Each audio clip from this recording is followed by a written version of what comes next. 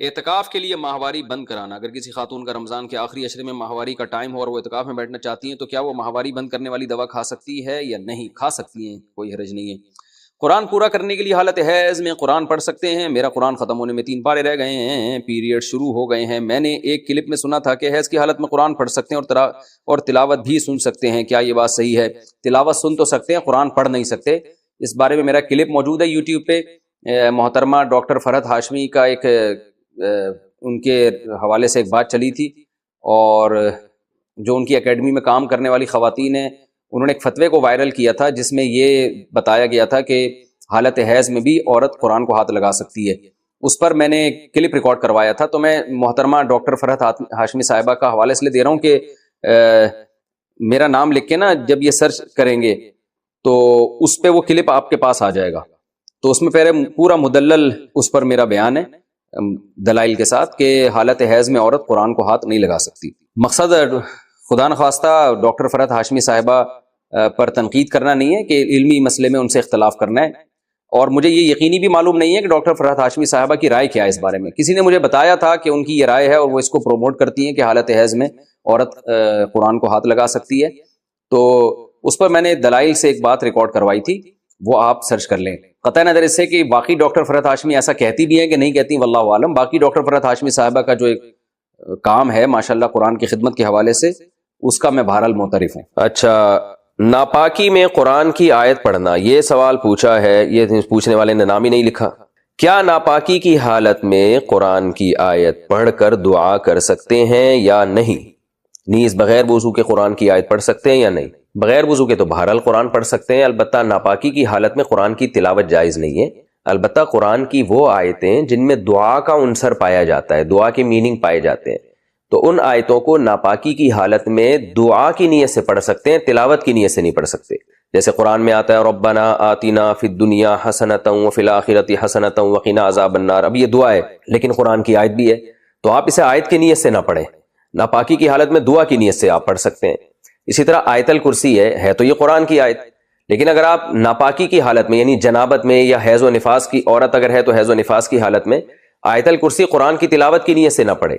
ہاں وہ بطور دم کے، بطور رقیہ کے، بطور وظیفہ کے پڑھ سکتی ہے وہ۔ اسی طرح سورہ فلق، سورہ ناس ہے، آپ دم کرنے کے لیے تو پڑھ سکتے ہیں، تلاوت کی نیت سے نہیں پڑھ سکتے آپ۔ ایام میں منزل پڑھنا، کیا مخصوص ایام کے دوران منزل پڑھ سکتے ہیں؟ حفصہ صاحبہ کراچی سے۔ دیکھیے قرآن مجید کی تلاوت نہیں کی جا سکتی خواتین اپنے مخصوص ایام میں، کیونکہ ناپاکی کی حالت ہوتی ہے، ناپاکی کی حالت میں قرآن کی تلاوت جائز نہیں ہے۔ آج کل بعض علماء کہتے ہیں کہ ناپاکی کی حالت میں آپ قرآن کو ہاتھ بھی لگا سکتے ہیں، پڑھ بھی سکتے ہیں، تو اس کے میں نے جواب پہ کلپ ریکارڈ کروایا ہے وہ آپ گوگل پہ سرچ کریں تو وہ اس میں نے دلائل دی ہیں کہ یہ جائز عمل نہیں ہے۔ رہا یہ مسئلہ کہ منزل پڑھی جا سکتی ہے یا نہیں، تو دیکھیں قرآن کی وہ آیتیں جن میں دعا کا بھی عنصر ہے یا رقیہ کا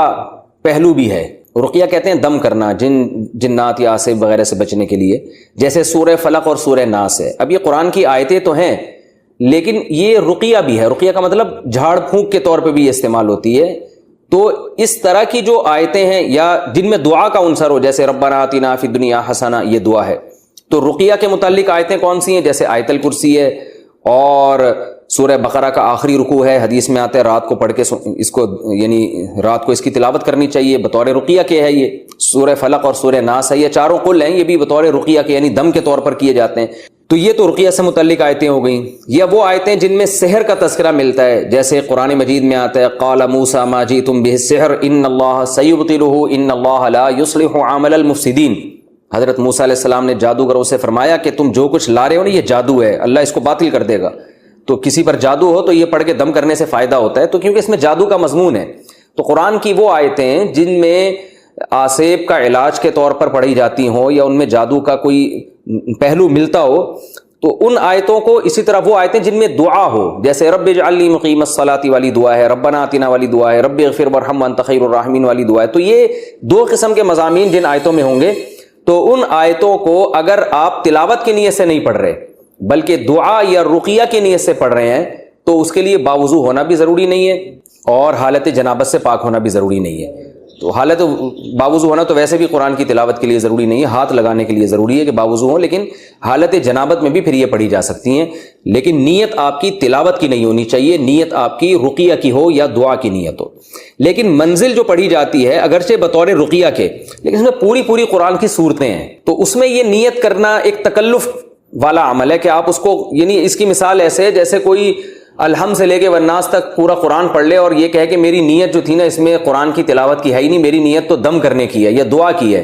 تو ظاہر ہے ایک نیت کے لیے بھی ضروری ہے نا کہ ایسی جگہ نیت کی جائے جس میں اس کا احتمال تو ہو۔ اب پورا قرآن ہی کو بطور رقیہ کے کوئی پڑھے تو فی نفسی ممکن تو ہے، جائز بھی ہے یہ، لیکن اس میں پھر یہ تکلف ہو جائے گا، یعنی آپ پھر یہ ہے کہ حالت جنابت میں گویا قرآن کی تلاوت ہو رہی ہے، محض ایک تکلف کر کے اس کو جو ہے نا وہ رقیہ کی فہرست میں داخل کیا جا رہا ہے یا دعا کی فہرست میں، اور قرآن سے نکالا جا رہا ہے، اس کو یہ تکلف کہلائے گا۔ تو خلاصہ یہ نکلا کہ منزل میں چونکہ بہت ساری آیتیں ہوتی ہیں، بہت ساری صورتیں ہوتی ہیں جن میں رقیہ کا مضمون بھی نہیں ہے، تو اس لیے میری ٹوٹی پھوٹی ناقص رائے یہی ہے اس بارے میں کہ اس کو بغیر وضو یعنی حالت جنابت میں یا حیض کی حالت میں اس کا پڑھنا ناپسندیدہ ہے، مکروہ ہے، ناجائز ہے۔ لیکن ویسے اگر قرآن مجید میں کوئی آیت ہو یا کوئی صورت ہو جو بطور رقیہ پڑھی جاتی ہو، اس کا معمول ہو، اور احادیث سے یا جو ہے نا امت کے عمل سے اس کا رقیہ ہونا ثابت ہو یا تجربے سے ثابت ہو، تو وہ آپ حالت جنابت میں بھی پڑھ سکتے ہیں۔ لیکن منزل میں بڑی بڑی لمبی لمبی صورتیں ہیں، وہ پورا قرآن ہی ہوتا ہے، تو وہ یہی ہے کہ آپ قرآن کی تلاوت کر رہے ہیں حالت جنابت میں، تو اس میں یہ نیت کرنا کہ رقیہ ہے، یہ تکلف معلوم ہوتا ہے، تو اس لیے منزل نہیں پڑھنی چاہیے حالت جنابت میں۔ ویسے آیت الکرسی ہے یا سورہ بقرہ کی آخری آیتیں ہیں یا چاروں قل ہیں یا اس طرح کی وہ آیتیں جن میں دعا کا مضمون ہو یا رقیہ کا مضمون ہو، تو ان آیتوں کو حالت جنابت میں بھی پڑھا جا سکتا ہے، بشرطے کہ ان آیتوں کی تلاوت میں تلاوت قرآن کی نیت نہ ہو بلکہ دعا کی یا رقیہ کی نیت ہو۔ حیض کے دوران ترجمہ قرآن پڑھنا یا چھونا، کیا حیض کی حالت میں قرآن پاک کا ترجمہ پڑھ سکتے ہیں اور اسے چھو سکتے ہیں؟ قرۃ العین گجرات سے۔ دیکھیں حیض کی حالت میں تفسیر پڑھ سکتے ہیں، اور قرآن کی وہ تفسیر جس میں ترجمہ ہو لیکن تفسیر زیادہ ہو، اس کو چھو بھی سکتے ہیں، لیکن آیتوں کو چھونا حیض کی حالت میں یا لفظی ترجمے کو چھونا یا آیتوں کو پڑھنا یا لفظی ترجمے کو لفظ بلفظ ترجمہ پڑھنا یہ جائز نہیں ہے۔ تو تفسیر پڑھ لیں وہ ٹھیک ہے، یا سن لیں،